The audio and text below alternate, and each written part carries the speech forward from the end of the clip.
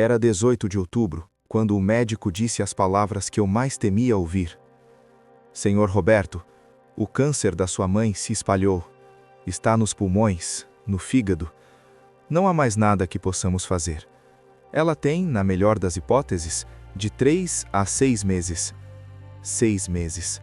Sentei naquela cadeira do consultório e o mundo parou. Minha mãe, Dona Maria, sempre tão forte, sempre tão cheia de vida, tinha 6 meses. Talvez nem isso. No caminho de volta para a casa dela, fiz as contas. Outubro, 3 a 6 meses. Isso significava que, com sorte, ela veria o Natal. Seria o último Natal dela. E, de repente, todas as memórias vieram de uma vez só. Os 5 natais anteriores que eu perdi porque estava na estrada. 5 anos seguidos. Sempre com uma desculpa boa.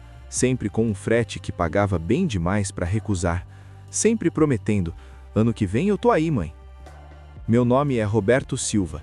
Tenho 45 anos e 22 deles passei dirigindo caminhão por esse Brasil.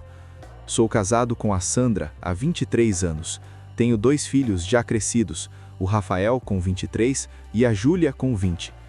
Comprei meu Volvo FH 540 há 6 anos, branco, impecável. É minha ferramenta, meu ganha-pão, minha vida. Mas naquele dia de outubro, olhando para minha mãe sentada na poltrona da sala, magra demais, fraca demais, percebi que tinha escolhido errado muitas vezes. Sentei ao lado dela, segurei a mão dela, aquela mão que me criou, que me deu comida quando eu era pequeno, que secou minhas lágrimas. Mãe, eu disse, esse Natal eu vou estar aqui, eu prometo. Não importa o que aconteça, não importa que frete apareça, eu vou estar aqui com a senhora. Ela sorriu. Era um sorriso cansado, mas ainda tinha aquele brilho nos olhos dela. Roberto, meu filho, você não precisa prometer. Eu sei que seu trabalho é importante. Não, mãe, dessa vez eu prometo de verdade, e eu vou cumprir. Novembro passou devagar. Eu peguei fretes curtos, sempre próximo do Paraná. São Paulo, Santa Catarina, nada que me tirasse mais de 3 dias de casa. Visitava minha mãe toda semana. Via ela cada vez mais fraca, cada vez mais magra, mas ela segurava firme. Preciso chegar no Natal, ela dizia. Preciso ver todos os meus filhos juntos mais uma vez. Somos 4 irmãos. Eu sou o mais velho, minha irmã Cláudia, o Marcelo e o caçula, o Júnior. Todos prometemos. Esse Natal seria especial. Foi no dia 15 de dezembro que o frete apareceu. Uma distribuidora em Manaus precisava urgentemente transportar 25 toneladas de eletrônicos para Curitiba. A carga era para chegar antes do Natal. A loja precisava dos produtos para as vendas de fim de ano. O frete, R$25 mil, quase o triplo do que eu ganharia normalmente. Mas tinha um detalhe. Era Manaus. 3.800 quilômetros. 4 dias de viagem, no mínimo. Sair dia 20, chegar dia 24. Natal era dia 25. Quando o despachante ligou, meu primeiro impulso foi recusar. Tinha prometido para minha mãe. Mas R$25 mil era muito dinheiro. Dinheiro que eu precisava. Os tratamentos da minha mãe custaram tudo o que tínhamos economizado. Estávamos endividados. Aquele dinheiro pagaria as últimas contas médicas. Liguei para Sandra. Amor, apareceu um frete. Manaus, R$25 mil. Silêncio do outro lado. Roberto, você prometeu para sua mãe. Eu sei, mas olha, se eu sair dia 20, chego dia 24 tranquilo. Tenho tempo de sobra. É uma reta boa, asfalto a maior parte. Dá tempo. Liguei para minha mãe. Expliquei a situação. Ela, como sempre, disse: filho, faça o que você achar melhor. Eu vou estar bem. Mas eu sabia que ela queria que eu estivesse lá. Sabia pelo jeito que a voz dela falhou quando ela disse: vou estar bem. Mas eu convenci a mim mesmo. Ia dar tempo. Era só dirigir direito, não ter problemas e eu chegaria. Aceitei o frete. Dia 20 de dezembro, 4 da manhã. O voo para Manaus saía às 6. Minha mala já estava pronta. Roupa para 4 dias, documentos, dinheiro. O Volvo estava estacionado em Manaus há uma semana, já revisado pela empresa contratante. Só faltava eu chegar, carregar e partir. A Sandra me levou até o aeroporto. No carro ela segurou minha mão. Roberto, toma cuidado. dirige com calma, sua mãe tá esperando você. Cheguei em Manaus às 10 da manhã, o calor era o insuportável, 34 graus, úmido, sufocante. O depósito da empresa ficava na Zona Franca. Quando cheguei lá, o pessoal já estava terminando de carregar. 25 toneladas de caixas de papelão marrom, todas lacradas.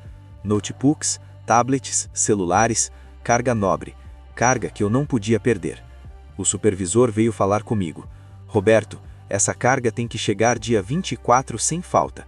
Se atrasar, a empresa perde o contrato. Eu garanti. Pode deixar. Eu chego dia 24. 12h20. Caminhão carregado, lacrado, documentos conferidos. Iniciei o GPS. Manaus, Curitiba. 3.782 quilômetros.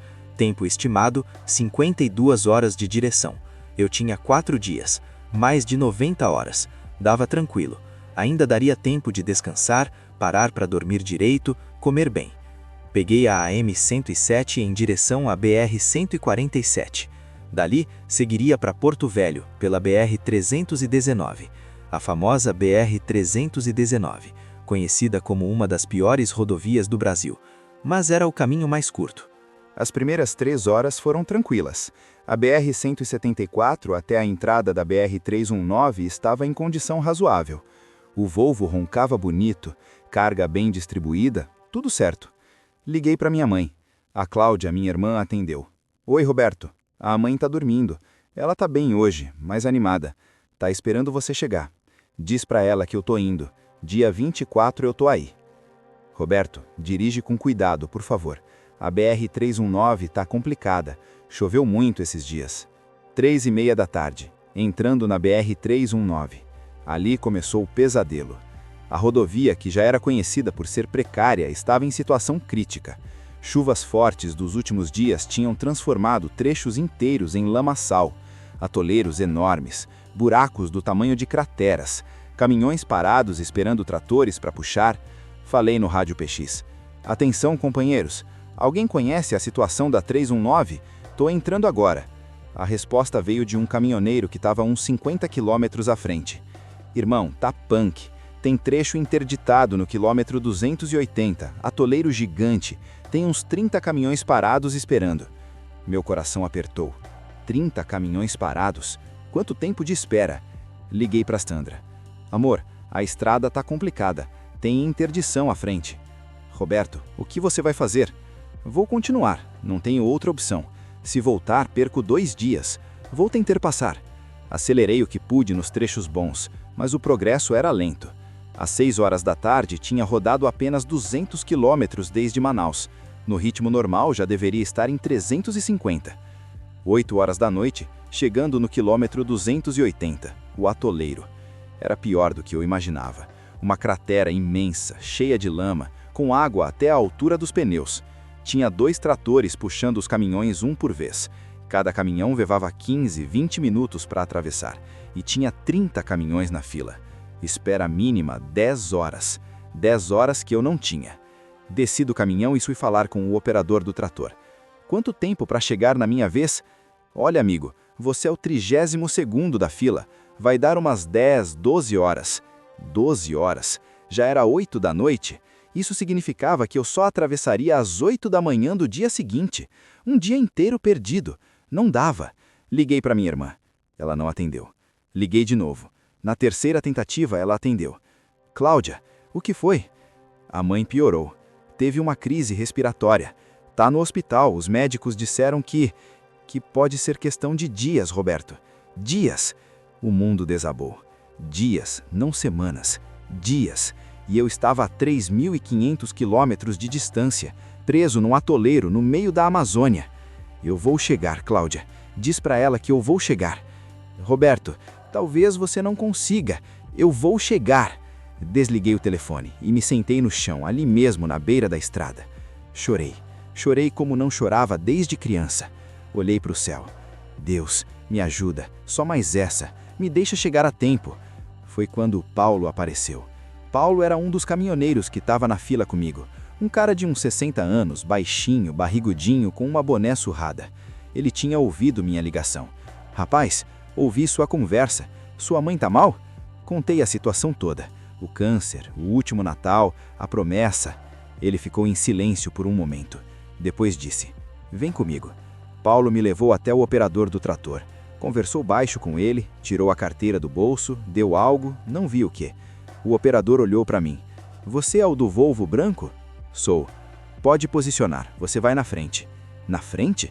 Mas tinha 30 caminhões." Paulo me puxou pelo braço. "Anda, rapaz, deixa te ajudar." Posicionei o Volvo.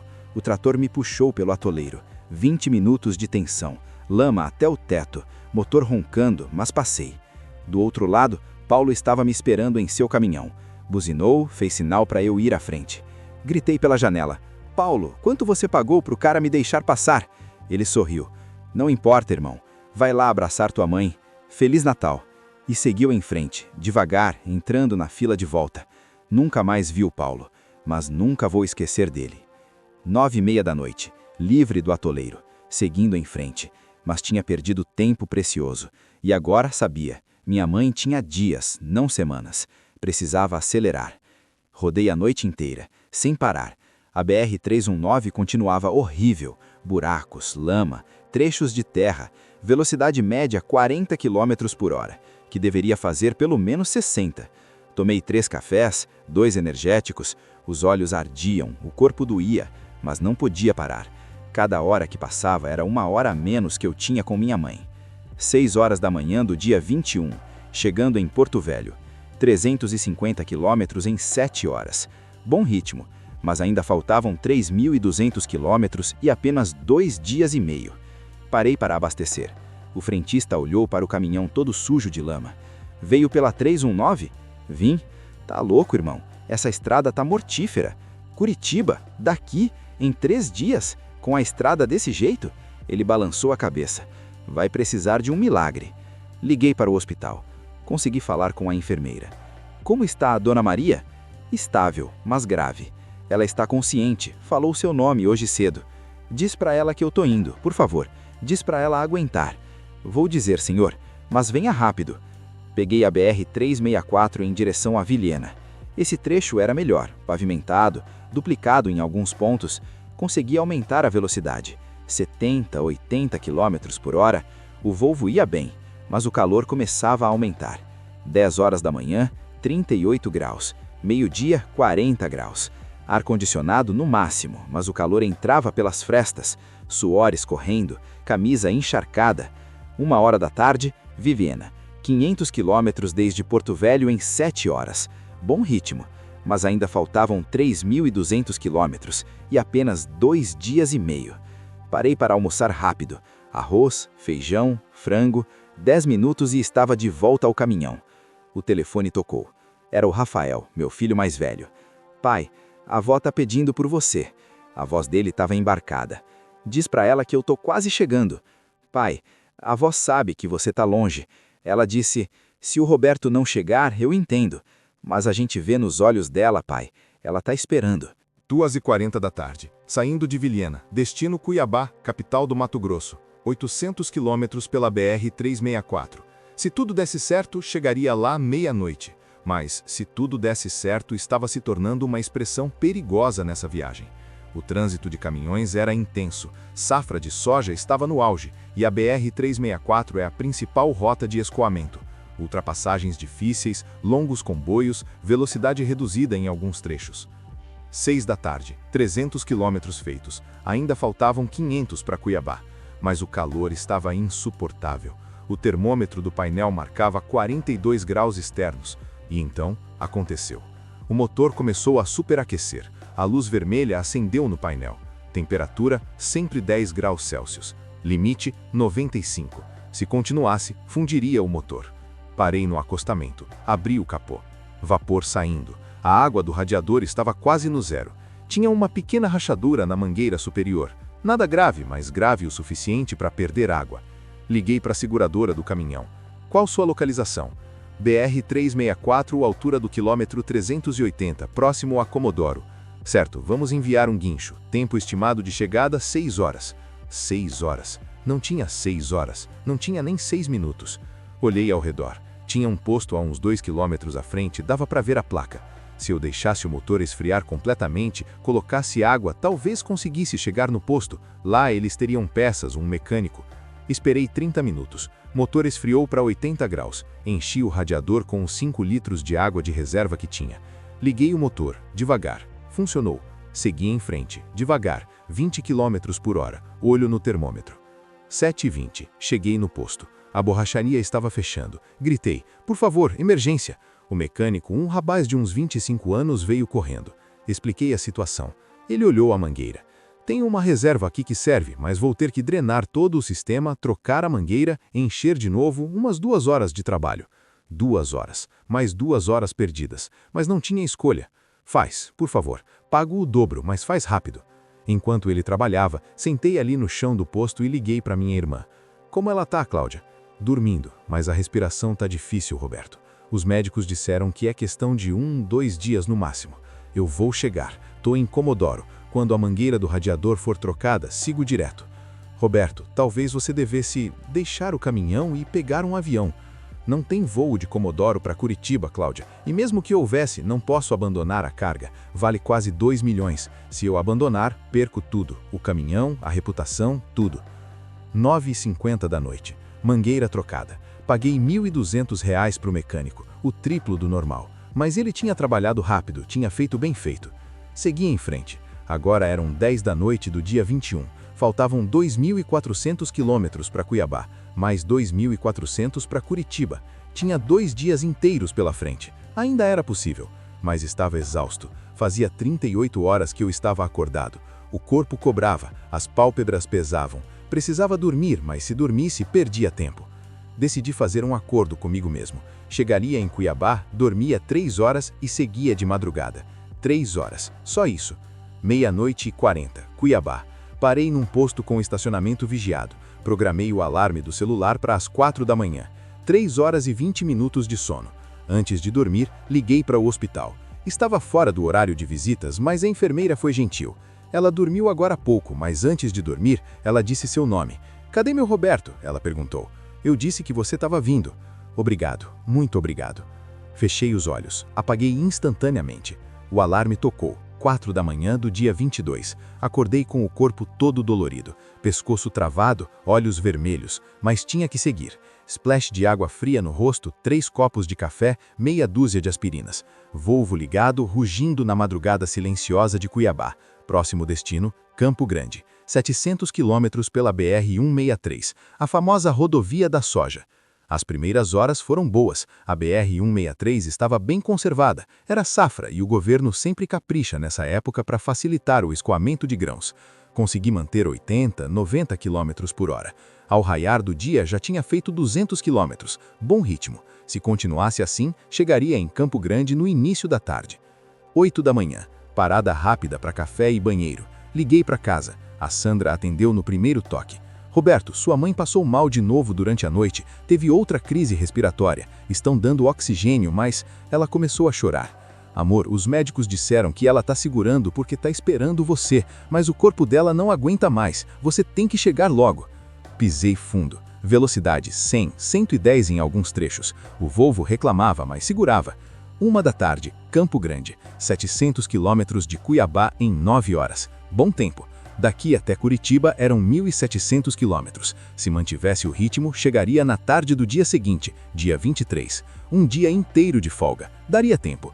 Mas o destino tinha outros planos. Saindo de Campo Grande, peguei a BR-267 em direção a Presidente Prudente. E então, no meio do nada, à altura do quilômetro 150, o imprevisto. Um caminhão tombado, carga de soja espalhada na pista, óleo diesel derramado, pista totalmente interditada. Trânsito parado. Tempo estimado de liberação, 4 horas.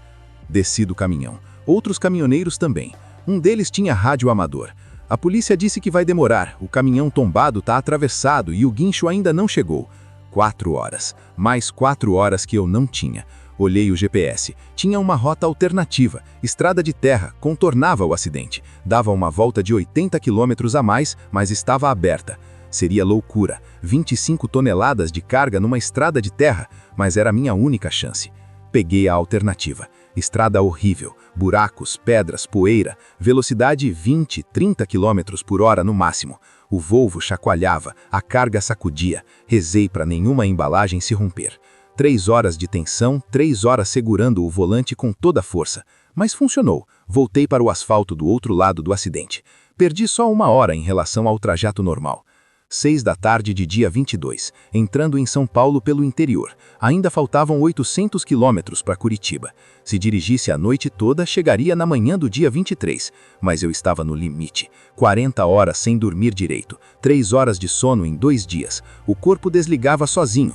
Percebi quando quase saí da pista numa curva. Assustei. Parei no acostamento, coração disparado. Estava perigoso. Se eu dormisse no volante, mataria alguém. Ou me mataria. Liguei para Sandra. Amor, eu preciso dormir. Estou em Presidente Prudente. Vou parar 2 horas. Só 2 horas. Depois eu sigo. Roberto, sua mãe... Eu sei, amor, mas se eu não parar, não chego. Vou bater o caminhão. Tá bem, mas vem logo, por favor. 9h30 da noite. Parei no primeiro posto. Alarme para as 11h30. 2 horas. Dormi. Um sono agitado, cheio de pesadelos. Via minha mãe me chamando. Via o caminhão capotando. Acordava, voltava a dormir, acordava de novo. 11h30, o alarme. Levantei. Estava um pouco melhor. Cafés, água fria, biscoitos. Continuei. Agora faltavam 700 quilômetros. Tinha o dia 23 inteiro pela frente. Ia dar. 00h15 do dia 23, em plena Regis Bittencourt. A estrada que une São Paulo ao Paraná. Uma das mais movimentadas e perigosas do Brasil. Trânsito pesado, mesmo de madrugada. Caminhões, carretas, ônibus e neblina. Muita neblina. A visibilidade caiu para menos de 50 metros. Diminuí a velocidade, 60 km por hora. Luz alta, pisca-alerta, atenção dobrada. Essa serra já matou muita gente. Não seria eu. Não hoje. Não quando estava tão perto. 2 da manhã. A neblina começou a diminuir. Acelerei um pouco. 70, 80. Faltavam 500 km. 6, 7 horas de viagem. Chegaria em Curitiba por volta das 9 da manhã. Dia 23. Um dia inteiro de antecedência. Daria tempo de descarregar, daria tempo de ir direto para o hospital, daria tempo de ficar com minha mãe o dia inteiro e passar o Natal com ela. 3h30 da manhã. O telefone tocou. Número da minha irmã. 3h30 da madrugada. Só podia ser coisa ruim. Atendi tremendo. Cláudia? Roberto? Ela estava chorando compulsivamente. Roberto, vem rápido. A mãe teve uma parada. Conseguiram reanimar, mas o médico disse que não vai aguentar muito mais. Ela está pedindo por você. Só fala seu nome. Pisei no acelerador. 80, 90, 100 km por hora. O Volvo vibrava. A carga balançava. Não importava. Precisava chegar. Faltavam 450 km. 4 horas e meia se eu mantivesse essa velocidade. 8 da manhã. Daria tempo? Daria? 5 da manhã. Posto de combustível. Tanque na reserva. Parei para abastecer. Enquanto o frentista enchia o tanque, liguei para o hospital. Enfermeira, é o Roberto, filho da Dona Maria. Como ela tá? Senhor Roberto, a senhora, sua mãe, está muito debilitada. A pressão tá caindo. Ela tá em oxigênio máximo. E ela continua falando seu nome. Eu tô chegando. Por favor, diz para ela aguentar. Só mais um pouquinho, por favor. A enfermeira hesitou. Depois disse baixinho. Senhor Roberto, venha o mais rápido que puder. Ela está esperando você, mas não sei quanto tempo ela consegue segurar. Voltei para o caminhão, mãos tremendo, olhos cheios de lágrimas. Deus, falei em voz alta, sozinho na cabine do Volvo. Deus, eu sei que não sou o melhor filho do mundo. Eu sei que escolhi a estrada muitas vezes, mas deixa eu chegar a tempo. Só essa vez, deixa eu me despedir. 6 horas, 300 quilômetros para Curitiba. O sol começava a raiar. Um amanhecer bonito. Céu alaranjado. Lembrei de quando eu era criança e minha mãe acordava cedo para fazer café da manhã antes de eu ir para a escola. Ela sempre dizia, Roberto, o sol nasceu de novo. Todo dia é uma nova chance. Mãe, hoje eu preciso dessa nova chance. 7 horas. Registro. Última grande cidade antes de Curitiba. 200 quilômetros. 2 horas e meia se tudo der certo. Mas a BR-116 aqui é traiçoeira. Serra, curvas fechadas, declives acentuados. Não dá para correr muito. 70, 80 no máximo. 7h30. O telefone tocou de novo. Era o meu filho, o Rafael. Pai, onde você tá? Tô passando o registro. Mais 2 horas e chego. Pai, eu acho que não vai dar tempo. A avó tá muito mal. A respiração dela tá muito fraca. Os médicos falaram pra gente se despedir. Rafael, diz pra ela que eu tô chegando. Diz pra ela não desistir. Eu tô chegando. 80, 90, 100 nas retas. Freio, curva, acelera, freio, curva, acelera. As mãos suadas no volante. O coração batendo a 1000. A garganta apertada. Mãe, espera. Espera, Roberto. Só mais um pouquinho. 8h15. Entrando em Curitiba. Centro de distribuição da empresa a 20 minutos. Hospital a 40 minutos. O que fazer? Se fosse direto para o hospital, abandonava a carga. Perdia tudo. Se fosse descarregar, perdia tempo que talvez não tivesse. Liguei para o supervisor da empresa. Expliquei a situação, a voz falhando, chorando mesmo. Seu Roberto, eu entendo a situação, mas a carga, eu sei da carga, mas minha mãe está morrendo. Ela tem minutos. Eu preciso ir. Silêncio do outro lado. Depois, vá, seu Roberto. Vá ver sua mãe. A carga pode esperar. Virei o volante. Hospital. Dirigi como nunca dirigi. Semáforo amarelo passava. Velocidade acima do limite. Não importava. Minha mãe estava morrendo. 9h53. Hospital Santa Casa. Parei o caminhão na entrada da emergência. Em fila dupla mesmo. Foda-se. Desci correndo. Corredor, elevador, terceiro andar. Enfermaria 307. Abri a porta. Minha mãe estava na cama, ligada a aparelhos. Oxigênio no rosto. Tão pequenininha, tão frágil. Meus irmãos ao redor. A Sandra, meus filhos. Quando me viram, abriram espaço. Fui até a cama. Mãe, eu cheguei. O Roberto chegou. Ela abriu os olhos. Aqueles olhos castanhos que me viram crescer, que secaram minhas trencas, que brilhavam de orgulho quando eu conquistava algo. Ela tentou sorrir. A mão dela procurou a minha. Segurei. Estava tão fria, tão fraca. Ela sussurrou com dificuldade. Meu filho, você veio. Eu prometi, mãe. Eu prometi que viria. Desculpa a demora. Desculpa todos os natais que eu perdi. Desculpa por ter escolhido a estrada tantas vezes. Mas hoje eu escolhi a senhora. Ela apertou minha mão, com uma força que eu não sabia que ela ainda tinha, e disse cada palavra custando um esforço imenso. Orgulho de você, meu caminhoneiro. Ficamos ali, eu segurando a mão dela, meus irmãos ao redor, a Sandra, meus filhos, unidos, família, como deveria ter sido mais vezes. E então, devagar, a respiração dela foi diminuindo. Os aparelhos começaram a apitar.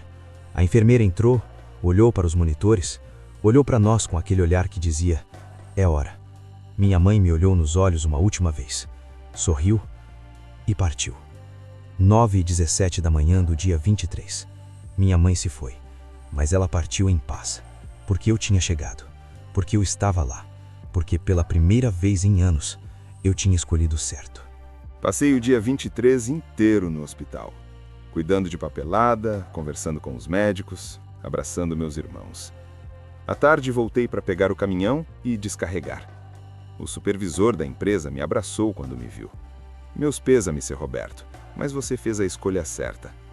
Descarreguei a carga, estava tudo perfeito, nenhuma avaria. 25 mil reais depositados na minha conta. Mas pela primeira vez na vida, aquele dinheiro não me deu nenhuma alegria. Olhei para o valor na tela do celular e só consegui pensar: 25 mil reais. Por isso eu quase perdi a despedida da minha mãe.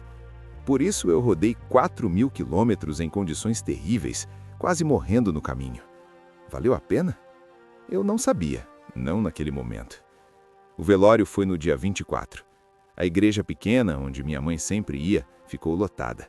Ela era muito querida na comunidade. Dona Maria, a mulher que sempre ajudava todo mundo, que fazia bolo para os vizinhos, que cuidava das crianças da rua. E ali estava ela, quietinha, em paz, finalmente descansada. Olhei para ela no caixão e pedi desculpas silenciosamente, por todas as vezes que escolhi errado, por todos os natais que perdi, por ter esperado até o último Natal dela para finalmente escolher certo. Durante o velório, um senhor veio falar comigo. Não o conhecia. Ele tinha uns 70 anos, estava de terno, com uma flor na mão. Você é o Roberto, o caminhoneiro? Sou. Sua mãe falava muito de você. Toda semana, na missa, ela pedia para os fiéis rezarem pelo filho dela que viajava pelo Brasil. Eu não sabia, nunca soube. Ela era muito orgulhosa de você, sabia? Dizia: meu filho leva o Brasil nas costas, ele trabalha tanto. Ela te amava muito. Aquilo me partiu de novo. Ela era orgulhosa de mim, mesmo eu tendo falhado tantas vezes, mesmo eu não estando presente. Ela entendia, ou tentava entender, mas eu sabia a verdade. Ela merecia mais, merecia um filho mais presente, merecia mais natais comigo ao lado dela. O enterro foi no dia 25, manhã de Natal. Irônico, triste, mas foi o jeito. Céu azul, sol brilhando, o dia mais bonito de dezembro. Como se Deus estivesse recebendo minha mãe com um dia perfeito. Na beira do túmulo, cada um dos filhos disse algumas palavras. Quando chegou a minha vez, olhei para aquele caixão e disse: mãe, eu prometi que ia estar no seu último Natal. E eu cumpri. Cheguei atrasado para muita coisa na vida, mas não cheguei atrasado para me despedir da senhora. Eu sei que a senhora está num lugar melhor agora. Um lugar onde não tem dor, não tem sofrimento. E eu prometo, mãe, daqui para frente vou ser melhor. Vou estar mais presente com minha família. Vou escolher melhor. A senhora me ensinou tanto. E essa última lição, a lição de que a gente sempre tem tempo de fazer a escolha certa, eu não vou esquecer jamais. Obrigado por tudo.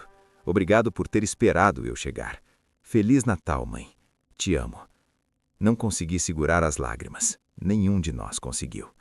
Depois do enterro, voltamos para a casa da minha mãe. A família toda reunida. E ali, naquela casa simples que ela morou a vida inteira, nós fizemos o almoço de Natal. Foi estranho, foi triste, mas foi também bonito de certo jeito. Porque estávamos todos juntos. Porque ela teria gostado de nos ver assim. À noite, depois que todo mundo foi embora, sentei no sofá da sala com a Sandra. Amor, eu disse, eu preciso mudar algumas coisas. Eu sei, ela respondeu, segurando minha mão. Eu não vou parar de ser caminhoneiro. É o que eu sei fazer, é quem eu sou. Mas vou ser um caminhoneiro diferente. Vou pegar menos fretes longos, vou recusar trabalhos que me tirem de casa nas datas importantes. Vou estar mais presente com você, com os meus filhos, com meus irmãos, porque eu aprendi uma coisa. A gente sempre acha que tem tempo. Sempre acha que ano que vem a gente faz melhor, ano que vem a gente muda. Mas às vezes não tem ano que vem. Às vezes só tem agora. Sandra me abraçou. Roberto, sua mãe ia gostar de ouvir isso. Nos dias seguintes, voltei para a estrada. Mas era diferente. Comecei a recusar fretes muito longos ou muito apertados. Comecei a dizer não quando o prazo era impossível. Comecei a ficar mais tempo em casa. E sim, ganhei menos dinheiro. Alguns meses ganhei 40% a menos do que ganhava antes. Mas ganhei outras coisas. Ganhei jantares em família, ganhei domingos com os meus filhos, ganhei aniversários, datas comemorativas, momentos simples, mas preciosos. Um ano depois, no Natal seguinte, a família toda se reuniu de novo. Eu, a Sandra, nossos filhos, meus irmãos, meus sobrinhos. Foi o primeiro Natal sem a nossa mãe. Mas também foi o primeiro Natal em muito tempo que todos nós estávamos presentes. E ali, naquela mesa de Natal, olhando para cada rosto querido, eu agradeci silenciosamente a minha mãe, porque ela, no seu último ato, me ensinou a lição mais importante. O trabalho é importante, o dinheiro é necessário, mas nada, absolutamente nada vale mais do que estar com quem você ama. Aquela viagem de Manaus a Curitiba foi a mais difícil da minha vida. 4.000 quilômetros em condições impossíveis, contra o tempo, contra tudo. Mas também foi a mais importante, porque me fez perceber o que realmente importa. E hoje, quando acordo para mais uma viagem, olho para a foto da minha mãe que carrego no painel do caminhão e digo: obrigado, mãe, por tudo, especialmente por me dar mais uma chance de escolher certo. E para você que está me ouvindo, seja caminhoneiro ou de qualquer outra profissão, não espere até o último Natal. Não espere até a última vez. Escolha estar presente agora. Escolha a sua família agora. Porque um dia pode não haver amanhã. E o arrependimento de não ter estado lá dói mais do que qualquer sacrifício financeiro que você precise fazer para estar presente. Se você se identificou com essa história, se ela tocou você de alguma forma, deixa seu like aqui embaixo. Se conhece alguém, caminhoneiro ou não, que precisa ouvir isso, compartilha esse vídeo. E se você tem uma história parecida, uma história de escolhas, de despedidas, de últimas chances, conta aqui nos comentários. Às vezes a gente precisa compartilhar essas coisas para processar. E quem sabe, sua história ajude alguém a fazer a escolha certa. Não esquece de se inscrever no canal e ativar o sininho. Toda semana tem uma nova história aqui, sempre reais, sempre vindas das estradas brasileiras, sempre falando sobre as coisas que realmente importam. Por hoje é isso. Um abraço forte para todos vocês. Cuida de quem você ama e boas estradas.